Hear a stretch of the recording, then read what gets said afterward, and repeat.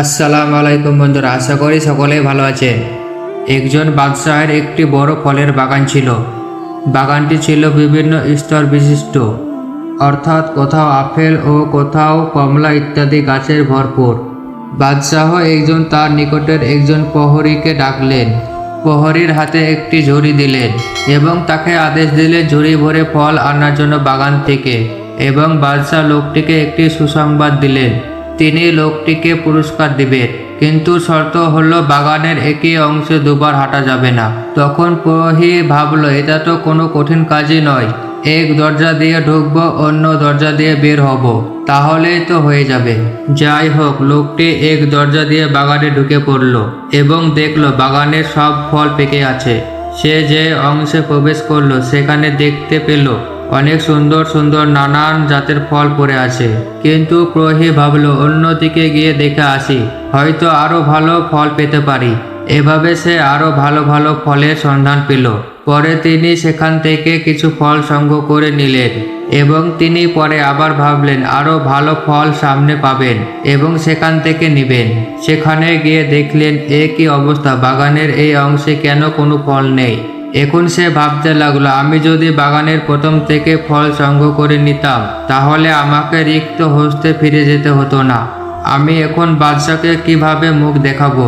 প্রিয় বন্ধুরা, বাগানে সেই পাহাড়ি হলে তুমি, আর বাদশাহ হলো মহান সৃষ্টিকর্তা আল্লাহ। উক্ত বাগানে আছে তোমার জীবনের নানা পাপ ও ফাঁদ। তোমাকে সেখান থেকে বেঁচে থেকে ভালো কাজগুলো সংগ্রহ করে বেঁচে থাকতে বলা হলো। কিন্তু তুমি প্রতিদিন ভাবো, কাল থেকে আমি ভালো কাজ শুরু করব, কিন্তু করো না। এরপর কাল থেকে করব, এরপর থেকে করব, এভাবে করে আর কতদিন করবে? প্রিয় বন্ধুরা, আজকেরই এই ইসলামিক গল্প থেকে শিক্ষা লাভ করো এবং আজ থেকে সৎ কাজ শুরু করো। কালের অপেক্ষায় কেন, আজ থেকে করো। কাল হয়তো তুমি নাও পেতে পারো। তাই যখনই সুযোগ মিলবে তখন তোমার জীবন থেকে সুবিধা লুটে নিয়ে জীবনকে নেক কাজ দিয়ে ভরপুর করে তুলো। এতে তোমাকে মহান রবের কাছে সম্মানিত করবে। আর তোমার জীবন থেকে সুবিধা আদায় করে না নিতে পারলে একদিন ওই মওলার কাছে তোমাকে রিক্ত ও শূন্য হস্তে দাঁড়াতে হবে। সেদিন তোমার হাতে না থাকবে সময়, না থাকবে সুযোগ। তাই বন্ধুরা, তোমার মূল্যবান জীবনকে কাজে লাগিয়ে পরকালের জন্য তুমি সম্বল জাগাতে থাকো।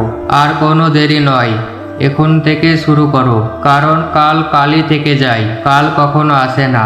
বন্ধুরা, এই ভিডিওটি তোমাদের বন্ধুদের সাথে শেয়ার করে তাদেরকে ও তৌহিদের ডাক দেওয়ার অনুরোধ রইল, কারণ একজন মানুষ তোমার কোনো সহযোগিতার মধ্য দিয়ে হৃদয়ের দান গ্রহণ করলে তুমি সফল।